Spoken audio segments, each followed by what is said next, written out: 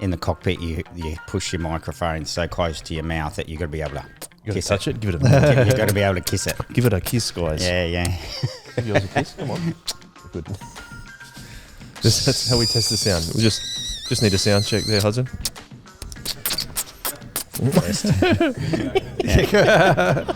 It's more of a distance thing than a sound.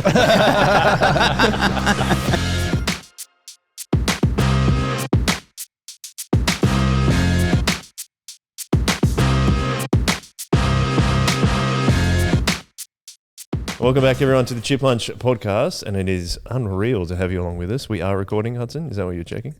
Okay, we're on. Okay, great. Tim, welcome. Great start to the podcast. Just brilliant. Do you want to do that again? No. Keep that in. Keep it in. No, It's real. keep it in. We keep it real. Keep it real. No Yeah. No edits unless we offend someone. It's been done many times by me, no one else. Welcome back to Chip Lunch, Tim. Thank you. Good to Thank you for have having you me. along with us. Yeah, I'm really enjoying Braden and Ethan being away.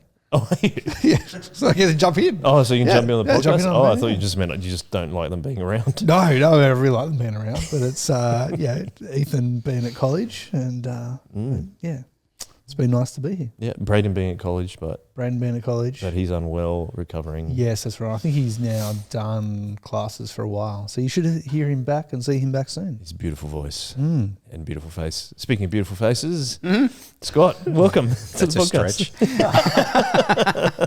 That's awesome to have you along with us. Thank you for coming on. Great. Thanks, Joel. Yeah. You look.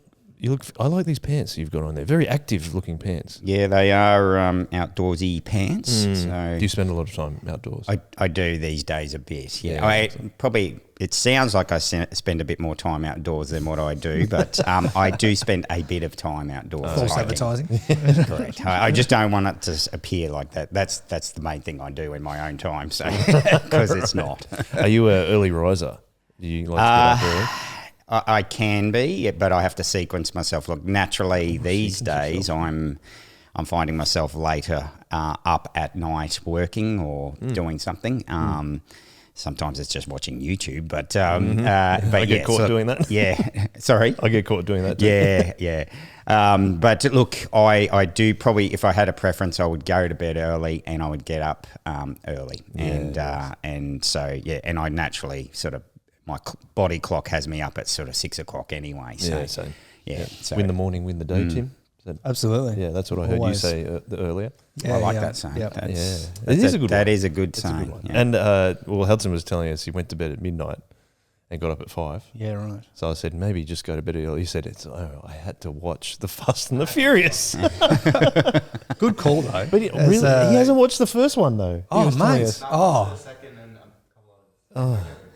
Oh, okay. Second. I mean, Tokyo Drift's a bit of a dip, yeah, quality. I agree. but it starts to pick up. And once you get to 5 onwards is some of my favorite series of movies. Oh, really? Yeah, and, So- but also particularly my wife. My wife loves the Fast and Furious That series. is not something I would expect Yeah, of Roz. no, she just adores them. She's Wow. wonderful. Mm-hmm. Yeah. Okay. Well, I don't think I've watched Beyond Tokyo Drift. Oh, and mate, you've got to. Maybe I need to have Yeah. a binge session. 4 is fine, but 5 is where they just really cut loose and realise that I think is it Universal. I think it's Universal.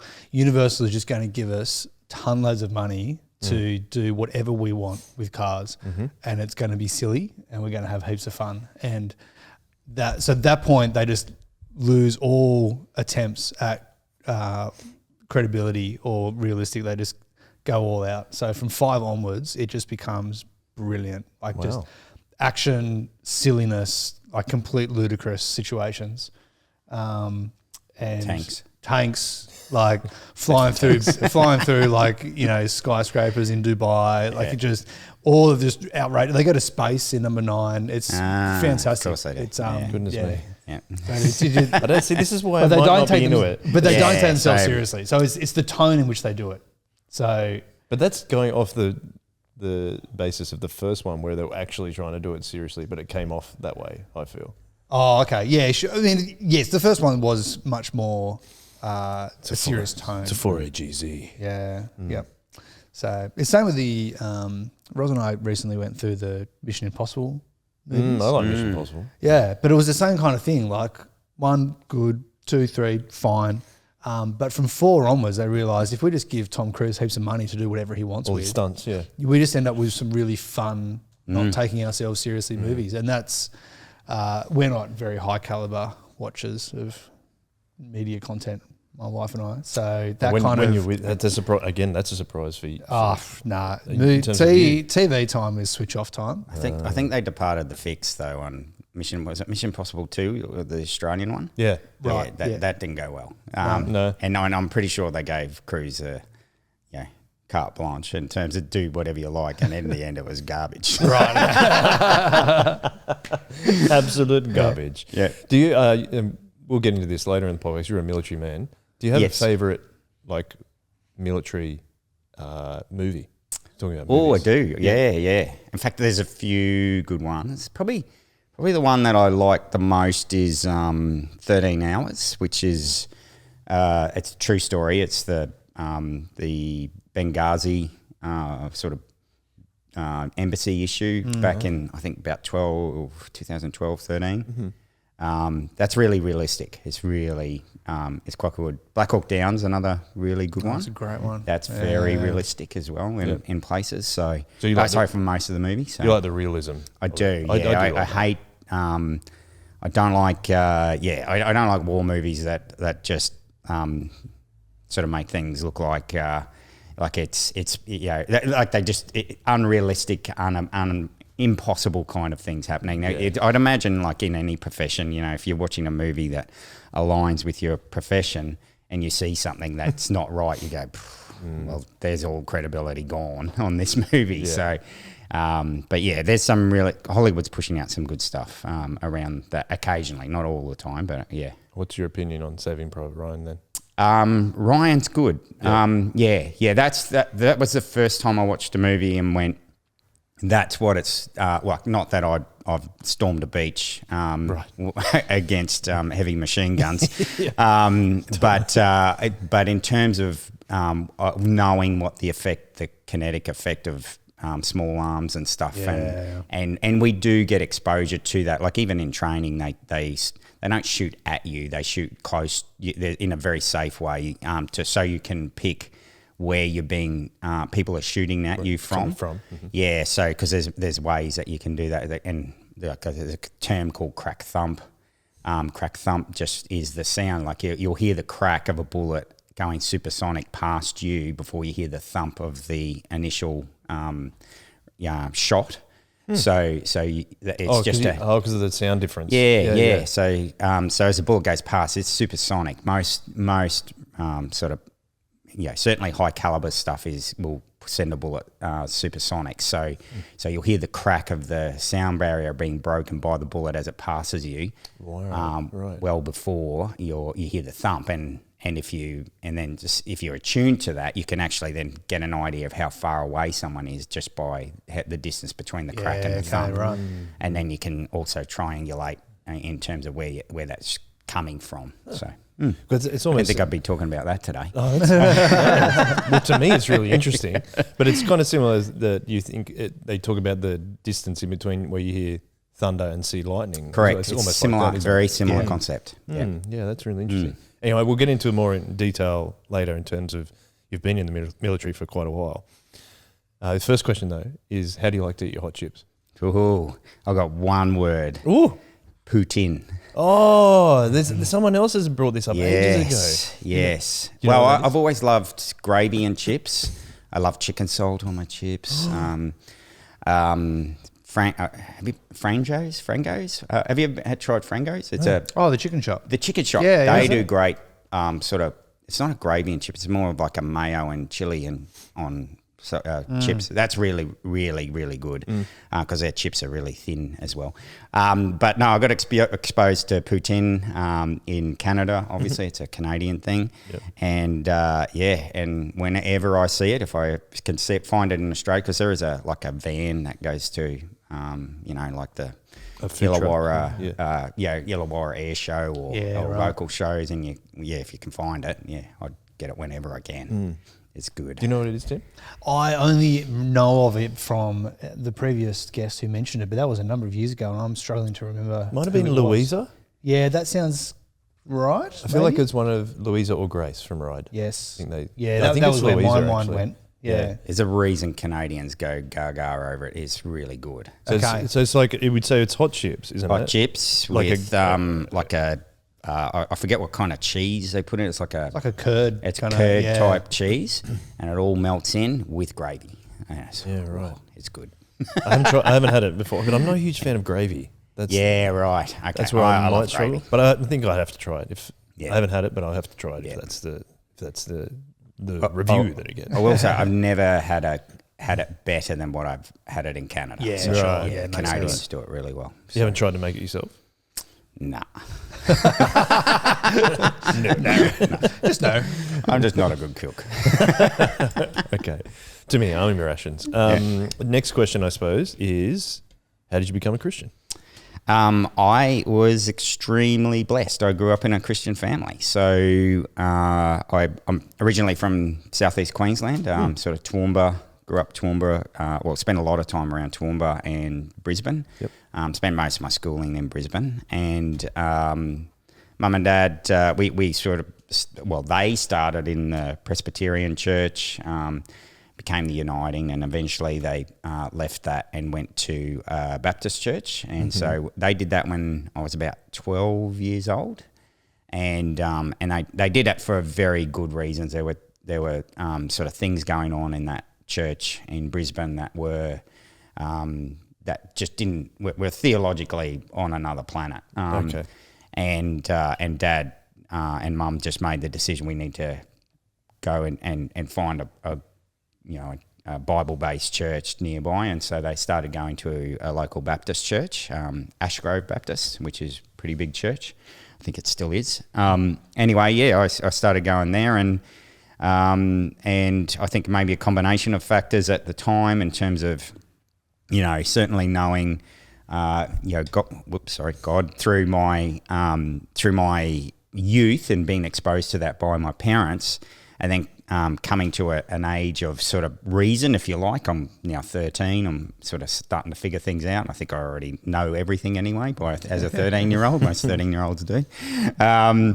And then on top of that, I'm now in a really fertile, biblically based sort of youth group environment with really good Christian leaders, and it wasn't any one person or anything there, but I just figured out. I just went, Jesus is calling me to know Him and love Him, and I've got to make that commitment. So it was just, I suppose, a combination of things, but certainly that environment at that church just naturally led me to making that decision. It was an absolute decision made on by a reasonable reasoning teenager, and probably the best decision I ever made. Definitely the best decision I ever made. And and I'm sure my story is similar to others. When you commit to Christ as a teenager, and particularly a young teenager, then you've got a heap of teenage years in front of you with a heap of peer pressure that comes with that, and then into your 20s. And so you roller coaster a bit in terms of performance, not the loss of your salvation, of course, but you don't always give God the glory or the if you like the what's the word I'm looking for, the honor that you should in terms of your behavior, etc. But I know I'm forgiven, and I'm very, very comfortable with that. So I know God knows that I'm not perfect, and that's why He made the way for us to salvation without having to do it through works. Yeah, So, totally. Can I ask you, when you said 13 is that really pivotal time for you? Can you remember anything that changed for you from that point onwards? There was, there wasn't a lightning bolt moment or anything like that.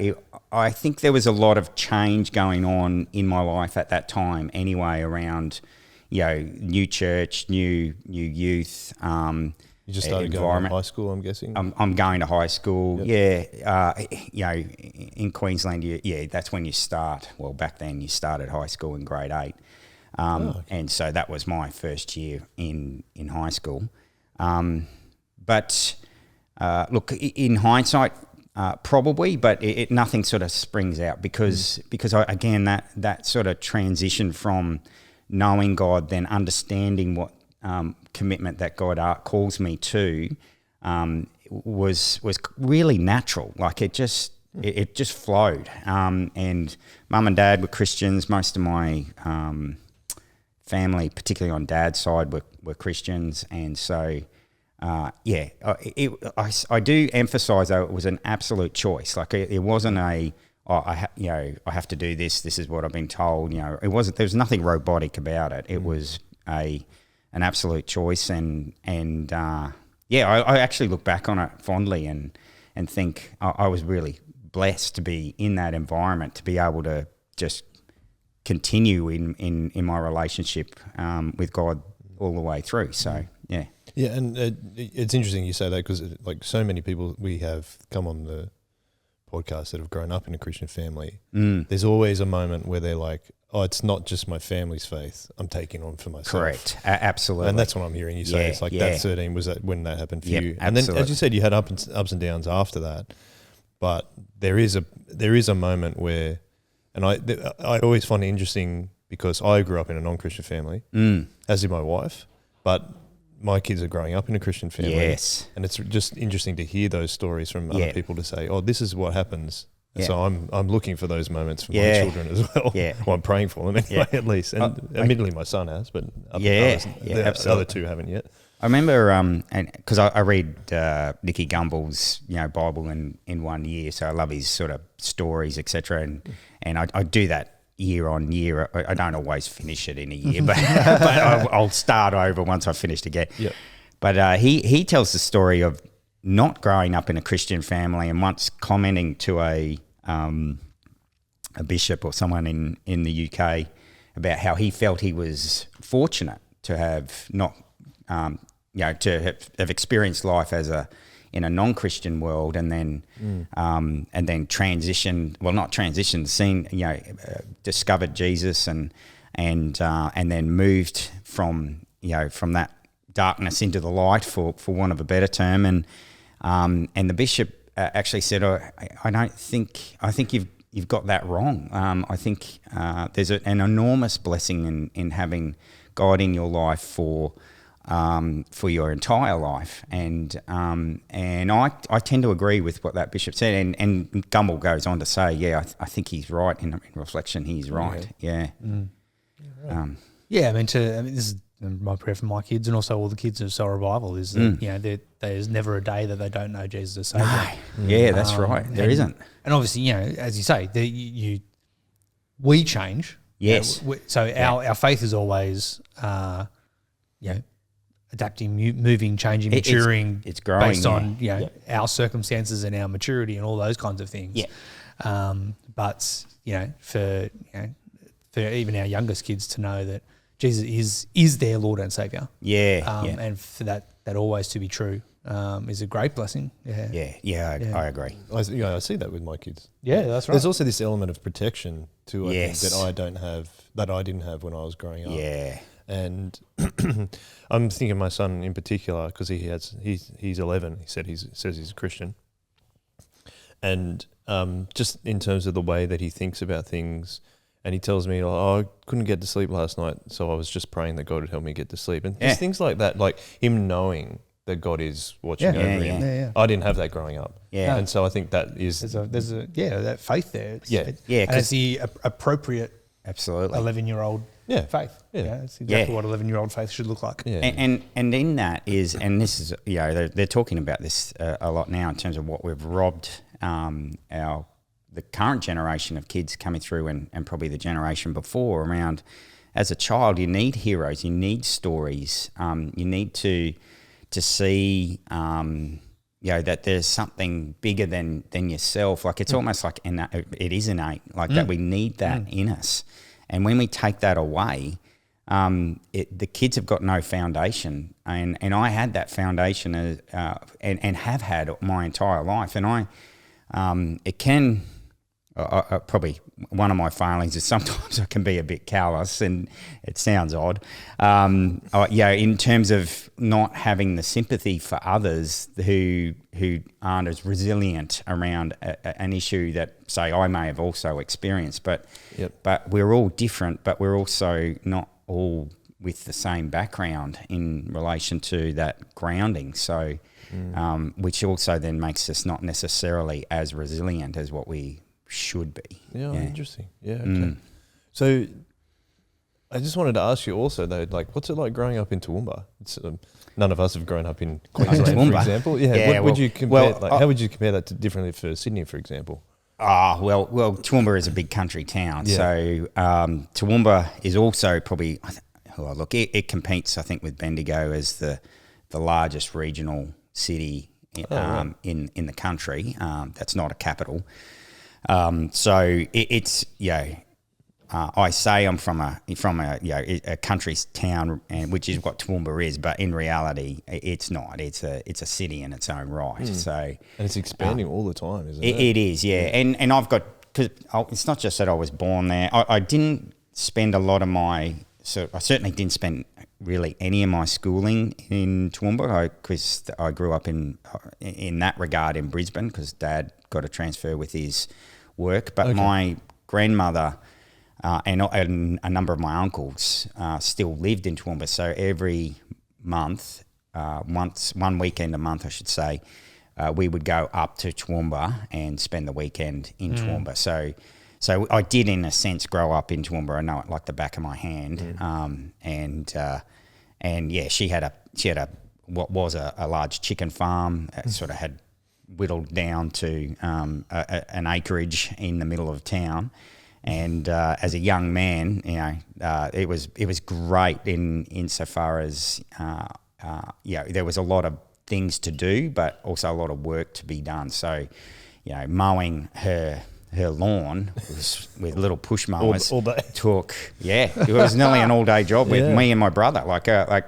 We would be both out there, and Dad loved it. Like, Dad would just push us into doing work. So I learnt to chop wood. I learnt to take care of a lawn and garden. We would mulch her roses. On one occasion we spent a whole our whole school holidays up there re-roofing her old Queenslander.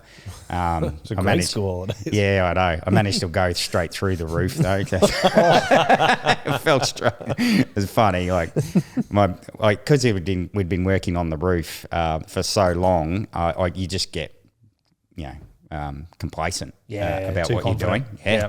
And so we went and picked up a beam. My brother was one end, I was the other. My uncle was sort of cut about 10 metres behind us at another part of the roof, and we were walking towards him. I was walking backwards, and instead of walking on the beam, I just stood on a piece of fibro, as it turns out. And my brother reckons he blinked. He said just before he blinked, I was there, and after he blinked, I was gone.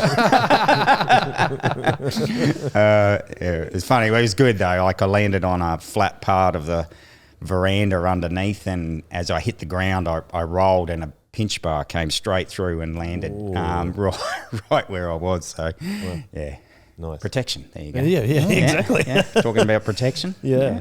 And so, what would I'm just talking about growing up again. What was your family? Did you have brothers and sisters? Yeah, I've got a younger brother and a younger sister. Okay. So I'm the eldest, obviously. Then my brother is 2 years younger than me, and my sister is 6 years younger than me. So and they're great.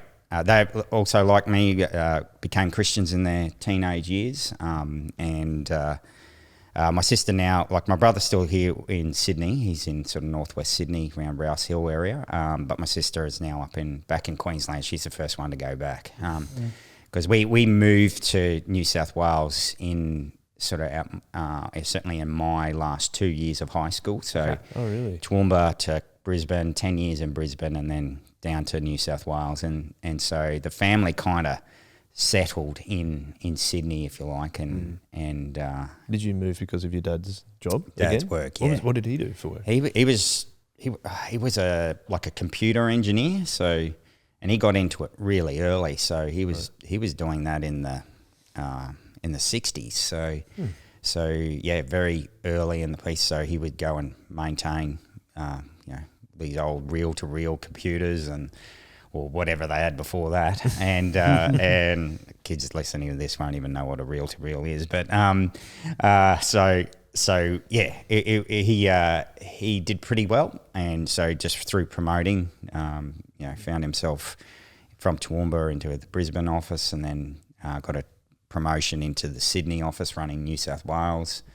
But unfortunately, he was about my age where I am now, in his sort of early to mid 50s. He got retrenched, and that was in the sort of the early 90s when sort of the economy wasn't going well. Yep. And but he still went and found another job. It wasn't a glamorous job, but he kept money coming in, and he was a very, very hard worker. Like his work ethic is what was one of the things that he passed on to me. In fact, I wouldn't even say I have his work ethic. He's the kind of guy that would say in his entire career never took a single day off sick. And so, which is probably not smart, but that was his thing. Yeah. So he never took a day off. Yeah. Where did you end up settling in Sydney then? Once you moved, northwest Sydney, so around Borkham Hills sort of area. Okay. Yeah. Yeah. Okay. Yeah. And hence why my brother is still up there. Right. And so you finished school there. I did. Yeah. Yep. Did my HSC back in the day, and went to Macquarie Uni for a brief period. But wow. It wasn't what I wanted to do. So just before I get into that though, you said you became a Christian when you were 13. What was it like growing up as a Christian in high school? You said you had your ups and downs. Tell us some of the ups and some of the downs. Oh, geez, now you're asking. That's a long time ago. It's my job though. Yeah, it is. Look, the ups were youth groups, for sure. It was school was like I didn't have a bad childhood at all. Like I was again just blessed with I always look back on my sort of teenage years, even before then, and just think of how fortunate I was to just have the fun. I had a lot of fun when I was a kid. So. The ups probably in the moment were youth group, because I was very interested in girls. That's why I went. That's right. Some girls invited me. I'm like, sure. In hindsight, it was also the spiritual element to that, and I suppose the security that I found with like-minded teenagers in terms of sharing our faith. And growing in it, and as complete babies in our faith, really in some ways at that time. The downside was of course being picked on at school a bit. So I wasn't an overt Christian, I would say, at that time. But there were definitely guys that knew that I was a Christian, and that I went to Boys Brigade or went to youth group later, and that I can even now recall just some of the jabs that I got. But look, well, can I ask what they were like back then? Like, when was this? This is in that would have been 85. Okay. Yeah, so I became a Christian in 84. What's the 80s Christian persecution in high school? I don't want to call it persecution because on the scale of things, No, it's probably no different to what it is now, except it wasn't online. It was more. It was probably definitely direct. There was direct. You walk past a group, and I remember this because this guy I counted as a mate. Like, he and I had grown up through primary school together. We were good friends. Our mums knew each other. Yep. But he seriously went off the rails in high school, and part of that. To me, it was more of a loyalty thing than a a Christian thing. It was that, you know, I'd walk past him. He would be with a group of his new mates, and he'd just say, something along the lines of, "There's a, you get a dorky Christian." And I was also going to Boys Brigade at the time, so I'd have a go at that as well. So it was unfortunate. Like I said, I probably took it at the time as more of a slight on insofar it was disloyal. Just your friendship. Yeah, correct. More than an affront in terms of being a Christian. So yeah. Well, that's so. It's a bit sad, isn't it? Though it is. You've grown up with this guy, and he's like, I know, like you said, and then just completely dissed you, and then he's like now he's giving you a hard time too. Which probably is a sign that he knows what he's actually done, like the loyalty thing. You I think so. Yeah, I think so. And look, I feel to this day I still feel sorry for him. I certainly don't hate him at all. You know, forgiveness is a wonderful thing. He things didn't turn out well for him, I don't think, and I kind of lost touch with him. Yeah. But it was probably a good thing that I didn't hang around with him in high school as well. Again, you look back and you just see protection, sort of, you know, the kind of friends that I was sort of gravitated to and moved with, and even in some of the dumb things we did, still protection. So okay. So that's really cool. And so you said you're finishing HSC is it Balcombe Hills High? No, I went to Crestwood, which is near Balcombe Hills High. It's Bella Vista sort of area, if you know that. Yep. So you finished, you did your HSC? Yep. Do you have any plans to what you wanted to do once you finished high school? And like, how did God play a part in that too? There was, a lot was happening then. I was being persecuted as a Queenslander for one. At that school. Still am, by the way. It's so weird. We're all Australian, but then we're like, have a go at this guy for Queenslanders. Queenslanders, a different place. Yeah. No, look. A number of things happened. So I was going to a really good church, an Alliance church, in that part of Sydney. So what's an Alliance church? Alliance is it's Christian and Missionary Alliance. Okay. It's a bit Baptist. It's very sort of Baptist, but it's got just, I suppose, a Baptist church with a really strong missionary focus. Okay. That's probably the best way to describe it. Yeah, cool. Really good church. American pastor actually was there at the time, and an amazing guy. Like really, I loved going to listen to his sermons, and he had that church humming. It was really a really good church actually. Good youth group. I met my future wife there, and I also sort of found, I suppose, that transition from high school into the workforce. That's obviously when all that happened as well. So, and for my entire life that I can recall, certainly from the age of 5, 6 on, I'd always wanted to join the military, and primarily as a pilot.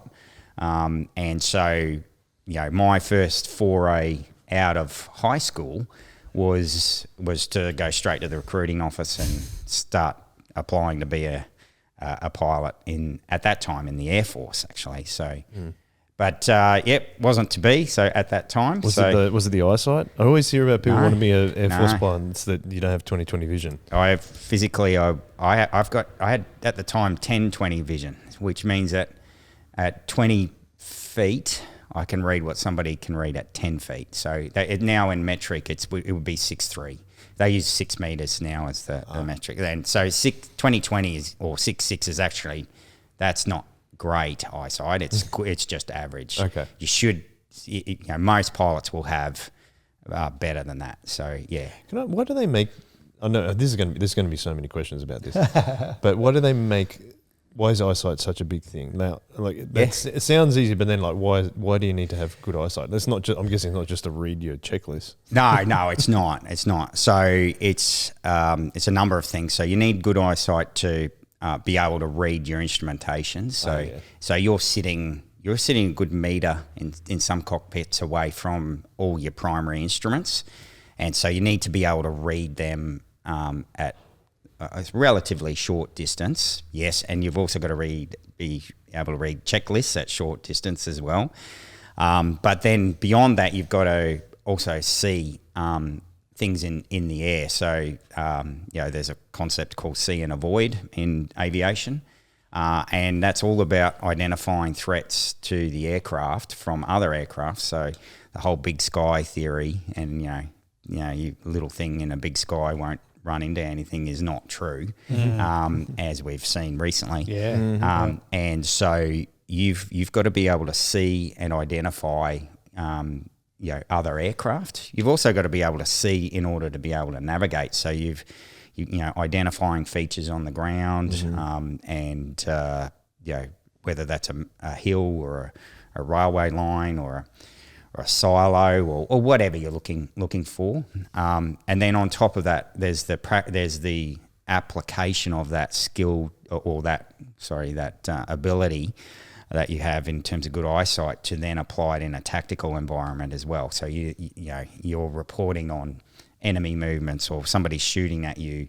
You've got to be able to identify them, see them, identify where they're at, and then correlate that to a map, and then report that as a grid reference as part of what you do in combat. So, yeah. I really enjoy all this stuff. Yeah. I've just been watching some videos on YouTube of pilots, and they show.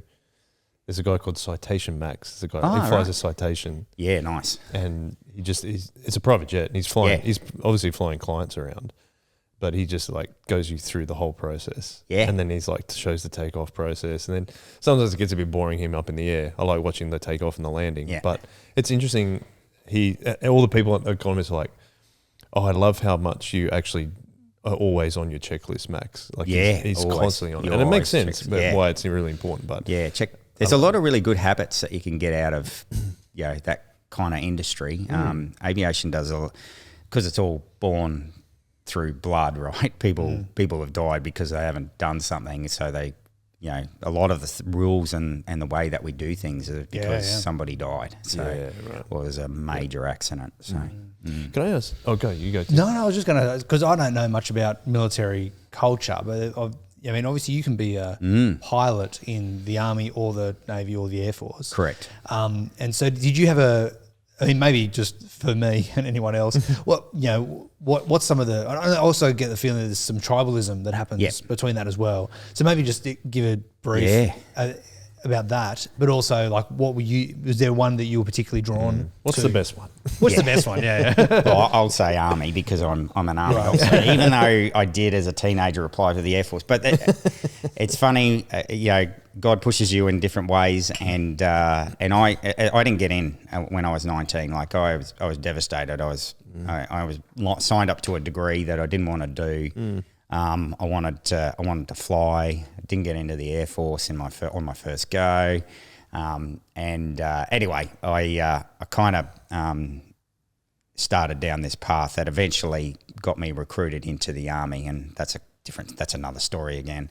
But getting back to your question, they are absolutely tribal.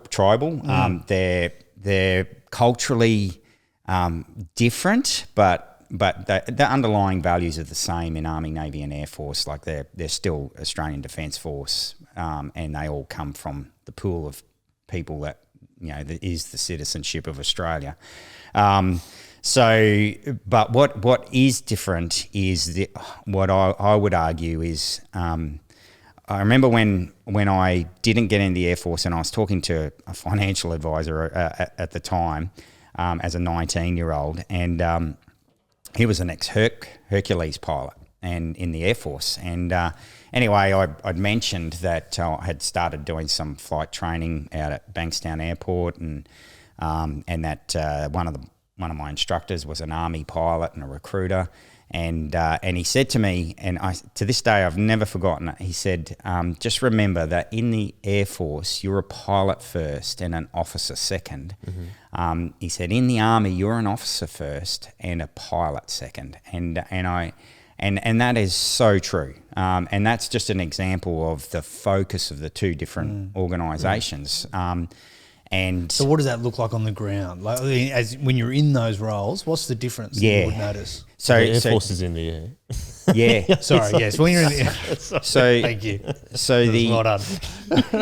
the big difference, and it comes back to role, is that in the Air Force and certainly to a point in the Navy, but definitely in the Air Force, the soldiers or the airmen and women prepare the officers to fight. That is completely different to the Army. In the Army, the officers prepare the soldiers to fight. Right.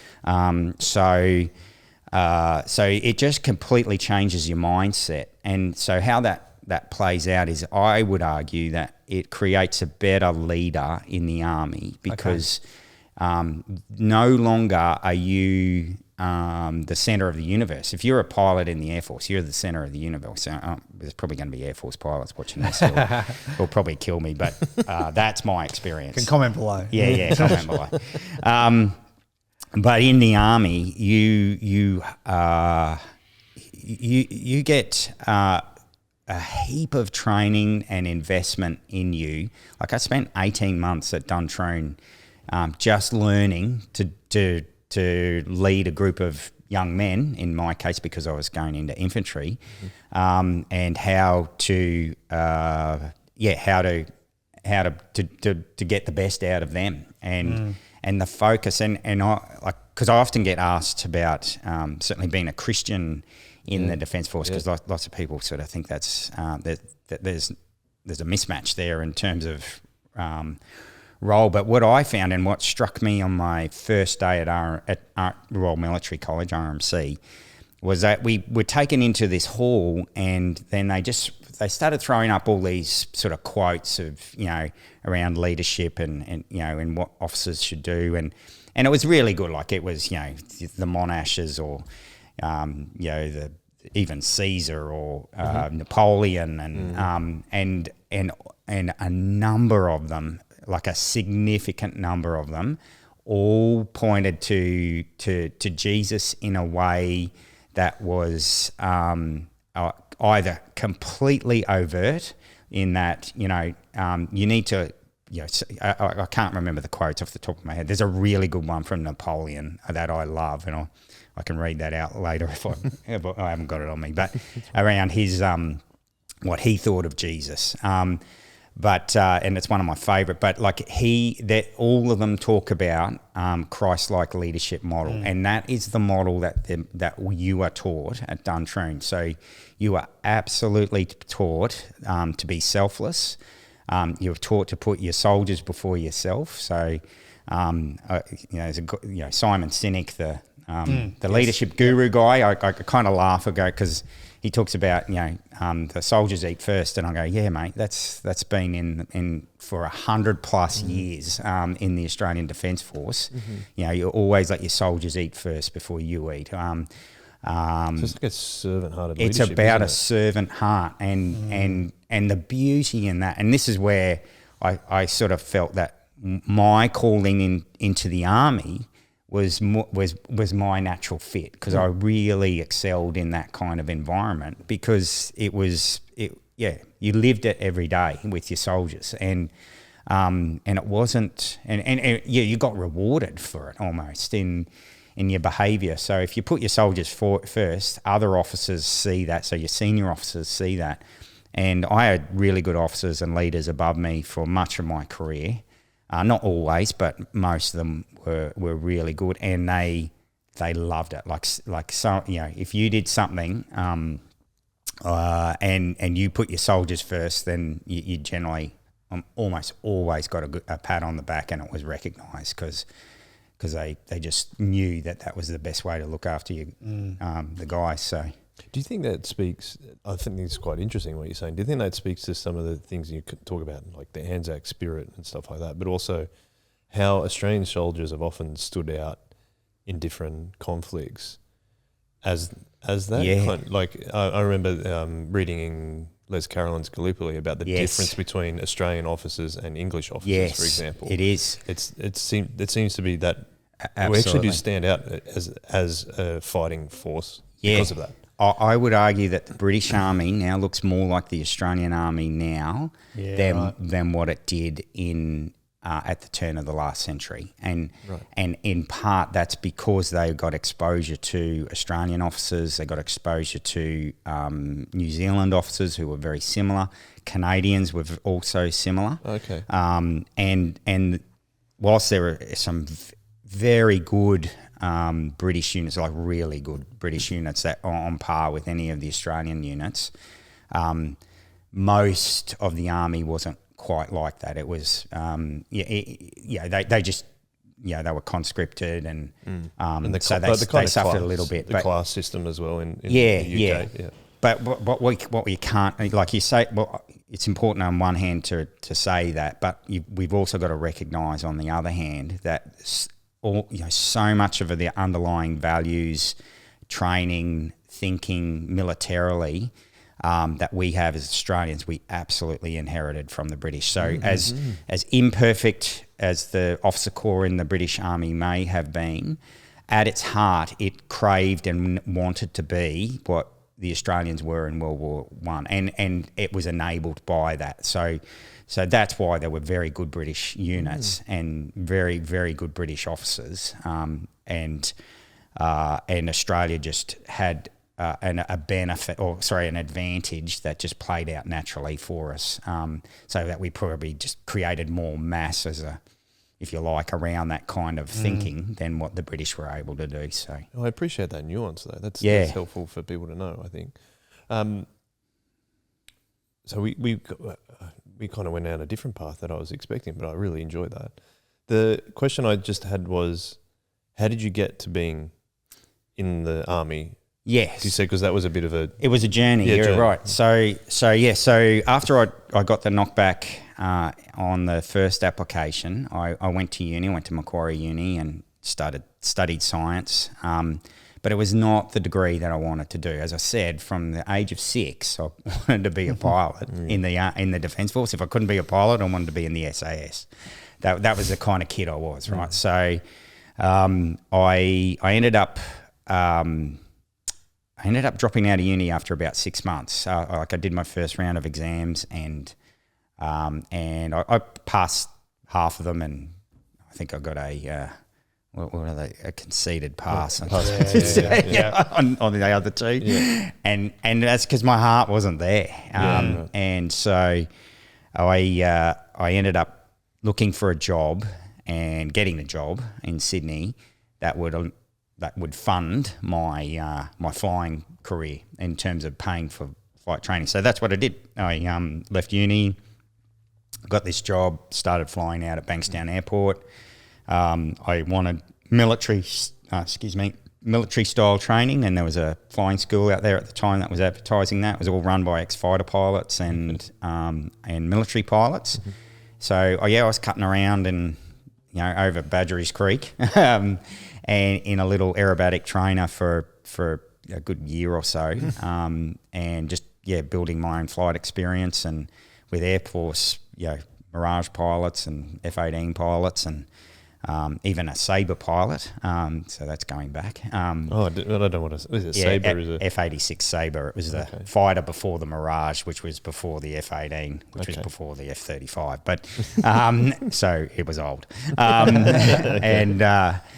on one of their instructors was a guy who was, as I said, an army officer. He was a porter pilot and a fixed wing pilot in the army, and I still remember to this day we were doing some aerobatics over Badgerys Creek, and then he said, "Oh, do you want to see some tactical stuff?" And I said, "Yeah." So he said, I'll show you what we do to slow an aircraft right down and then be in a position to be able to call artillery fire onto a position." So we just slowed the aircraft down, dropped the flaps, and just cruised along for a bit. And he said, if we're into wind, and he said the relative ground speed of the aircraft is pretty slow, and that's slow enough to enable me now to talk on the radio, get somebody to fire a gun to drop a bomb in a location, then I can adjust off that, because you adjust artillery to get it to where you want to be. So, so it's called, that's called aerial observation post. And so, yeah, just as a kid, 19, 20-year-old, I'm going, oh, this is cool. And he goes, you can be a pilot in the army. And I said, up until now, not really. And so he encouraged me to go, and so I went in. That was my second attempt to get into the Defence Force, was to go and do the army testing. And I, at the end of that testing, I was sat down, and the guy said, "I've got some good news and some bad news." He said, the bad news is that you didn't pass your pilot aptitude test. And I went, far out. And he said, but the good news is you passed your officer aptitude test. And I went, oh. He goes, what? And so I said, what does that mean? And he said, you can go to Duntroon. So I ended up, I passed to get into Duntroon, but through various things, I missed the cut that year, and I ended up going the following year, which again was just God's timing. Like, by the time I got to Duntroon, I was 20. I had just celebrated my 21st birthday, so I'd been in the workforce for a bit, and I was probably a bit more stable, I suppose, before I went in. That's what I was going to ask you. Do you think, like, you having a little bit later, having a bit of life experience, did that set you up better to be an officer? Absolutely, because you're going to Duntroon, and it's a bit of a mix of guys and girls from various backgrounds. A lot of those that sort of, I would argue, coped best and were probably selected based on this as well, were a little bit older. We were all, most of us were in our early 20s. There was one I can remember, like a handful of guys that were 18, so straight out of school. There weren't many though. But then you join the ADFA class, the Australian Defence Force Academy. Army guys who had done the 3-year degree across the hill, they would join you in the last 12 months of that course, and you'd become one big class. And some of them were some of them were exceptional officers and went on to be generals, etc. But they also came to us as people that had never left an institution, so they were straight out of school into ADFA, which is a university that feeds you, clothes you, accommodates you, and then basically directs your life for the 3 years in a good way. So they'd never had to get a job or never had to really worry about money or anything like that, because they were on an income the whole time. Yep. In addition to all those things that I just outlined then. So most of them, as we used to say, would just piss their money up against the wall. So yeah, right. Because there's not really anything else. They don't have any other responsibilities, really. No. So they never had to learn the discipline of saving, budgeting. Yeah, you could be broken as a staff cadet or an officer cadet at ADFA, I would argue, and it would have zero impact on your life, because you're still going to get fed, you're still going to have a roof over your head, you're still going to be clothed, it's all just play money. Okay. And that's a bit of a generalisation and would be grossly unfair on some of them, because, as I said, that some of them are exceptional human beings. Yeah. What does coming into it, you pass the officer aptitude test, you're going to train as an officer. Can I ask what it's like being trained at Duntroon, but then also what's like being a Christian being trained at Duntroon? It's awesome. I to this day, I don't know why any young man wouldn't want to go into the army. I just loved it. It was awesome fun. And it was fun because you look, it's not always easy, but in hardship, you form bonds with mates that you never lose. So, Jai knows, this story, because I have to tell one of the stories around one of the harder exercises you do at Duntroon. Back then, it used to be called Exercise Timor. They don't call it that anymore. I think they call it exercise Shaggy Ridge, but it was a week-long food and sleep deprivation exercise. So you know, I think when I joined Duntroon, and it's sort of about halfway through the course, like it's there at that stage for a reason. You know it's coming. You know it's coming. Everyone talks about it. Everyone knows it's coming because it's going to be hard, and it is. When I joined Duntroon, I think it was 75 kilos. Within about a month, I was 85 kilos. So you just bulk up. You're eating and exercising all the time.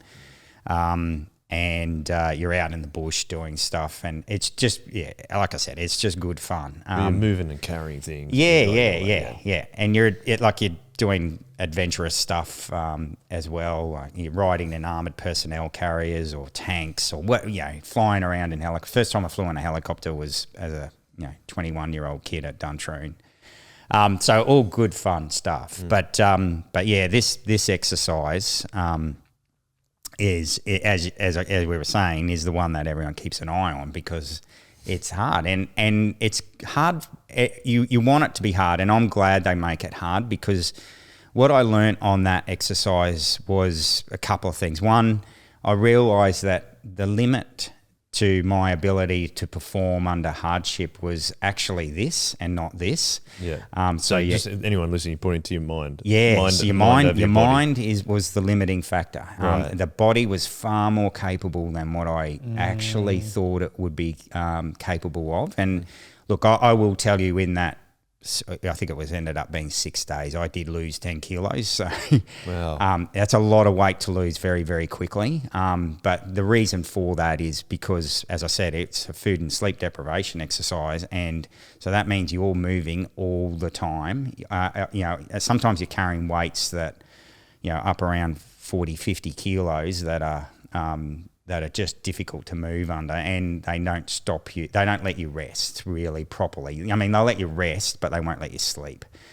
So you're always sort of, you'd carry. I remember carrying defensive stores, so a ring of concertina wire was over my neck, and I was trying to get up this hill, and I remember like taking about half a step just to get up, and I'm holding the concertina wire off my thighs so that with these gloves, special gloves to stop the concertina wire is barbed wire, basically. It'd cut you, wouldn't it? Yeah. So instead of stopping it from shredding my pants and then my thighs, so I get to the top and they go, right, let's dig in. So now you're digging a trench like a pit to defend yourself for the night. So and you're digging a metre down, and that takes a bit of time. You can't.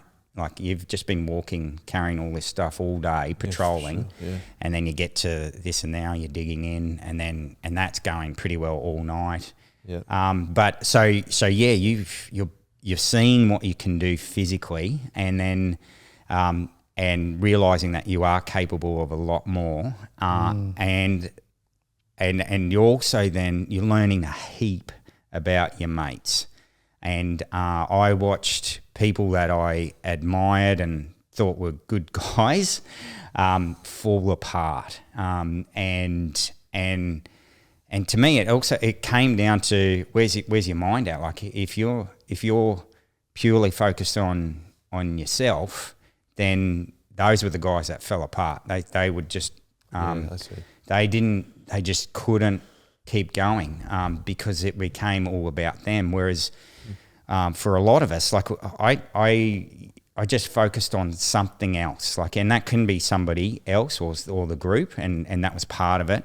But I remember taking the radio early in the piece and going, I'll look after comms. We will get communications every night. So, and the only way you could get comms on the radios that they gave us was to basically throw a weighted sort of a weight on the end of a string. And I just would spend ages just trying to get it over the highest branch I could get it over, and by pegging it up into the tree and setting it up and then jumping on the radio and doing the radio check. And that helped me get through. So it was because I was just doing something and I wasn't focusing on my hunger. If I felt hungry, I would take a drink. in the end, I look back and I met a friend from RMC about 2 or 3 weeks ago, and we still talk about it. Yeah. And she was she was in another platoon. Like they put all the girls together so they can push the girls really hard, but not affect. You need to do it that way. There's no way of sort of doing that in terms of testing everyone to their limits unless you divide them into sexes in terms of groups. And I remember it wasn't her. There were 2 female platoons. The other platoon had a really good friend of mine in that one as well. And she, at the end of it, they had a warrant officer who was one of their directing staff looking after the platoon. And the warrant officer came up to the girls at the end and said, I've been in the army for nearly 30 years, and that's the hardest thing I've ever seen a female do ever. And the girls just went, oh, great. Yeah, and it is, and it was hard. And it's not SAS selection, but it's done for a reason. And at the end, we probably lost maybe 10% of the class. Okay. No, they gave up. Gave up. Yep. Wow. And when you think about it, when push comes to shove, you want people who can perform in hardship, particularly in a military environment. So So this is there's no food. I say so. It's food deprivation. Sorry, sleep and food deprivation. So the way they gave us. This makes me laugh too. So they gave us 3 ration packs at the beginning. So we were a section of 9. A ration pack lasts one person for 24 hours. Right. So we had 3 ration packs to last us for 6 days. For the whole group? For the whole group. How many in the group? So you imagine the group dynamics in that. So there's stories, it didn't happen in my section, of guys or girls raiding the food and robbing their mates of food. Yeah. That didn't go down well. How many in your group then? 9. 9, sorry, you said that. Yeah, okay. So 3 amongst 9 for how many days? 6. 6 days. Yeah. So the way that I equated it was that you had what you would, in terms of calories, have for dinner on one night. That's what lasted you for the 6 days. And there was one exception, or one addition, to that, was that they flew in. They literally flew in at the bottom of a helicopter at Kiowa. Oh, they kind of airdrop kind of thing. Kind of, we were paddling. We'd built this raft as part of the activity that we were doing, so another thing to keep you going. Yeah. And I watched this helicopter, this Kiowa, fly over, and he had a Hessian bag underneath, just suspended underneath, and got to where we were meant to get to, got out, and the directing staff, the DS, gave us our Hessian bag and had a chook in it. And the chook was the scrawniest thing you'd ever seen, but we just didn't care. So you just had to pluck. We ate everything. Like I was chewing talons on the feet. We were sucking the eyes out. We were doing whatever we could. We cooked it, but there was nothing. Like we probably stewed the bones about a dozen times just to get whatever nutrients. Broth and that's actually not a bad idea. Yeah. So and it was good. It was really good. Okay. Yeah, a mate of mine, really good mate of mine, who's now a major general. He actually lost his thumb on it because you have to kill the chook, and we're carrying machetes. So he stretched out the chook's neck. They're all fatigued. And he said to this other mate of mine, Calum, he said, Calum, make sure you don't hit my thumb. So, boompa, and he hit his thumb. Oh, no. Well, he didn't lose it. It did peel off. And he got evacuated and microsurgery back on. Okay, because thumb's kind of critical. But Mick got evacuated a day or two early because of that incident. And the sleep deprivation is they just keep making you do stuff at night. You keep walking. Yep. Yeah. They just say, right, it's time, you've got to get to here by this time. Or, and a classic sort of special forces selection techniques as well around. Quick, if you've got to march these 10 kilometres, if you get there in 2 hours or 2 hours, then there'll be a vehicle there to pick you up. So you're hoofing it, you're doing, you're carrying all your gear, somewhere around 30 40 odd kilos worth of gear, and you're hoofing it down the road to try and get to a vehicle that's actually not there, never was going to be there, and But that's trying to recreate a scenario you might come. Yeah, that's right. Yeah. Wow. So, what do you reckon, Tim? You're going to sign up? I think I'm a bit past my prime on that one. Yeah. It is like the adventure and the fun that you have, and I think we started this question about what was good about it or the hard bit, but yeah, and I did say that I would do it all over again in terms of just like as a young man looking, it just gives you purpose, discipline, adventure, so much adventure, and it's just a lot of fun. So, and how did you think that experience shaped your faith? In terms of because I love that you've talked about the servant leadership and being and the camaraderie that it would breed, it also being in such hardship. But did it strengthen your faith as well? Absolutely. So, in many different and varied ways, like that's how God works, right? He talks to us through all sorts of weird and wonderful situations and whatnot. The aspect of just seeing his how his precepts work. As I said, Jesus teaches us, the servant leadership model effectively in terms of how we're to look after other human beings. And when you see that in practice and you see that it absolutely works, and you actually get the reward for that, having a soldier willingly do whatever, not whatever you would want him to do, but to willingly want to help and serve you as an officer, as their boss, is a real honour and a privilege, and that's part of God's design. We give thinking that we're giving away, but in reality we get so much more back, and you would see that through that sort of loyalty that it engendered in really good people, and you felt the responsibility though as well of honouring that and doing the right thing, continuing to do the right thing by them. So that design and how God works and has set things up for us as in the moral universe, so to speak, is seriously cool. And then, but also through, when I was on pilot's course, I was coming up to my first assessment. It's called GFPT, General Flying. Can't remember what the proficiency test. Oh. That's what it was. Yes. I would ace this thing. I know what the test stands for. I know what the acronyms, guys. Don't worry, you can just pass me. That's right. So on pilot's course, you're doing your general flying, which is circuits and aerobatics and stalls and all kind of visual flying stuff. And you go into navigation, and then you go into instrument flying.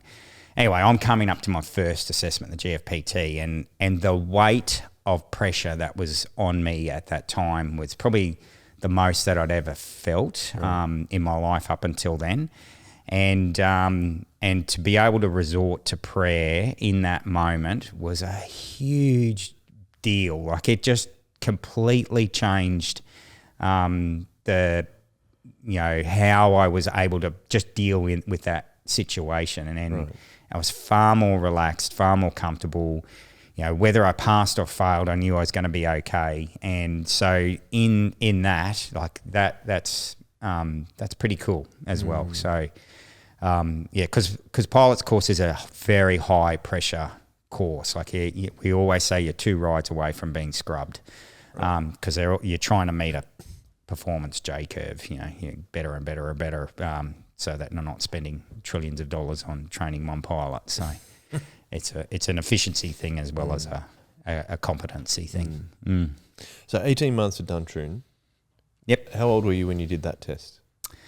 So when I finished, so to probably put things in perspective, I'm 21 into Duntroon. I'm now 22 when I get out of Duntroon. Yeah, nearly 23. whilst I'm at Duntroon. So remember I told you that I had failed my pilot aptitude test. Yep. So we're at Duntroon. I'm sort of now going, I think I'm on the path to becoming an infantry officer. And I'd had a lot of exposure in the lead up to my entering the Army through the recruiting process to see a couple of things, and one of them was a mechanised infantry battalion that was in Sydney, and I really liked it. So it was tanks and armoured personnel carriers and cool mechanised infantry stuff, good stuff. And so when I got through, so halfway through RMC, I'm going to go to infantry. I'm going to be a mechanised platoon commander. That's what I want to do. And so, and then they go, well, we're doing pilot aptitude testing if anyone wants to have a go. So I've gone, well, I've always wanted to do that too. So why don't I just go and do that? And I had no pressure on myself. I didn't put any pressure on myself. Came in there, did the test, came out, and then aced it. And then they said, well, you can be a pilot in the Army now. And I'm going, oh, man. That's what I thought I was doing. I thought that was gone, and now it's the thing. But I knew that I knew I could have my cake and eat it too on that front. So I stayed the infantry course. I chose and got my selection to go to the mechanised infantry platoon. Battalion in Sydney, and that played out. But I always knew that once you were deemed suitable to be a pilot, once you were deemed suitable to be a pilot, you were always deemed suitable. So I knew I could do a thing called non-corps flying, where you go and effectively get posted to aviation corps, learn how to fly, and then you either come back to your corps, which was infantry, or you corps transfer and become an aviation corps guy. So it gave you kind of two options then. Yeah, right. yeah. So it's a little bit like posting as special forces. It works similarly. Like you might be an infantry, you pass the selection course to go to SAS, you get posted to SAS, and then you might just come back after that posting back into Army. Yeah, cool. Wow, all right. Jim Molan, the senator. Senator, I feel like I've heard that name. Senator Jim Molan. He was an infantry officer who posted to aviation corps because he passed his pilot aptitude test, learnt to fly, but he went back to infantry and then became a major general and then left the Army and then entered federal politics. So is that your plan? Well, he was my boss at the time. When I eventually put in my paperwork to be, which was after 3 years of my time as an infantry officer. He was my boss. He gave me like flight planning software and stuff that I used to get myself through pilot's course. So Microsoft Flight Simulator. It was the early version. Very early. Like it was not far off Pac-Man. Because when you start watching real pilot videos, the YouTube algorithm starts giving you people that are doing full 17-hour flights on Microsoft Flight Simulator, and it has real air traffic control and stuff. Yeah. There's a lot in that anyway. It's really good preparation particularly for an instrument flight. So instrument flight is very procedural. With a lot of talking to air traffic control, and having something like Flight Simulator is really helpful if you can fly your sortie before you fly your sortie, particularly in a test environment. You're laughing. Oh, that's good. I do enjoy the air traffic control stuff. Really? There's these videos on there of like air traffic controllers getting angry at pilots. Yeah, it's really quite fun to listen to. Anyway, take your word for it. Yeah, you should. Well, no, I'll send you a few links. Okay. Yeah, they tend to get very frustrated at you before they start yelling. So. Totally. Can I ask, what's life outside the Army at this time that we're talking about? What's life like outside the Army? Because you're moving around a lot. Obviously 18 months at Duntroon, you're probably not come back for church every week or anything like that. Yeah, so I'm semi-regularly going to another Alliance church in Canberra when I was at Duntroon. So there was also navigators, they were very strong, I suppose, in the and both ADFA and Duntroon, and probably still are. Military Christian Fellowship was also sort of still is a thing. There's chaplains in the Army too, isn't there? And there's chaplains, yeah. So But it can be a bit hit and miss with some of the padres. We call them. But I had some very good padres. Had a number of officers who were Christians. So Jim Wallace was floating around at the time. So he was a major when I went through Duntroon, and he used to come over under the MCF. I think he may have come over under navigators occasionally as well, just to catch up with Christians at Duntroon at the time. So that was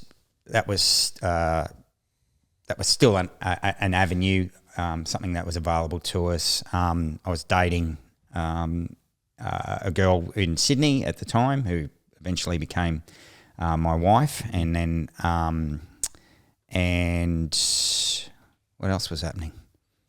Not much else. Yeah. I feel like it'd be important to have, like, are you meeting with other Christians pretty regularly in what you're doing at Duntroon and other places? Yeah, semi-regularly, yeah, when you can. It was, look, I was probably maybe once every 2 weeks to a month, just depended on what we were doing, because you're outfield for like weeks on end sometimes, so it's a bit hard. But you know, I've been on exercise and this is a funny story as well. I enjoy the story. And so the Padres will hold church services. Okay. I remember my first major exercise. So I'm out of Duntroon. I'm in Woomera in South Australia, and we're doing this big mechanised exercise through the desert around Woomera, which is a seriously cool place, by the way. Really freaky, cool stuff there. And like rocket launcher sites and silos for rockets there. Anyway, a mate of mine who was a lieutenant as well. His name was Jock.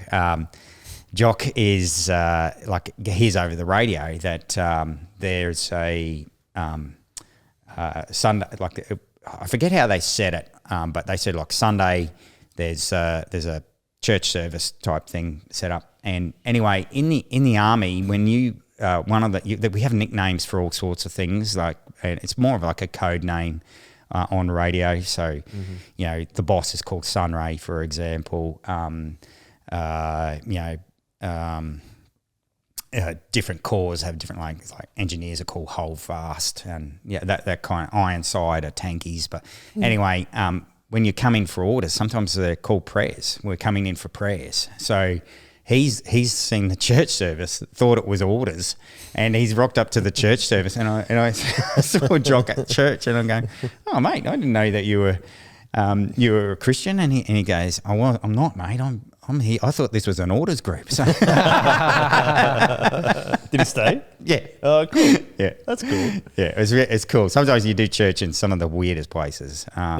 So yeah, that was the middle of like I said, Woomera in a massive sort of deserty salt bush kind of place, but seriously cool. It was great fun. Awesome. Now, I know that it eventually led to you becoming a helicopter pilot. It did, yes. At some point. Yep. Can we pause though? Because I want to leave that as a cliffhanger for the next episode. Sounds like a I think plan. that'd be really, really cool. Yep. For the moment, we're going to finish up with Chris. Thank you, Tim. Thank you, Chris? Joel. I just said Chris. It's Scott. Yeah. What? I just did. I what did it earlier. Yeah. Oh, Scott. Why are we doing that? don't That's know. very odd, isn't it? Yep. But Scott. Welcome, Scott. Welcome. And welcome. Easy. We'll welcome you back soon. Put a Y on the end. That'll help. So. Scotty. Yeah, because then you won't go Chris. Like it's not. Scotty. It's a little Won't be bit Chrissy. longer. Yeah, Scotty. Chrissy's Scotty a works bit better. bit girly. Big girly. Yeah. But yes, we'll be back with part 2 of Scotty's episode very soon. We'll be back.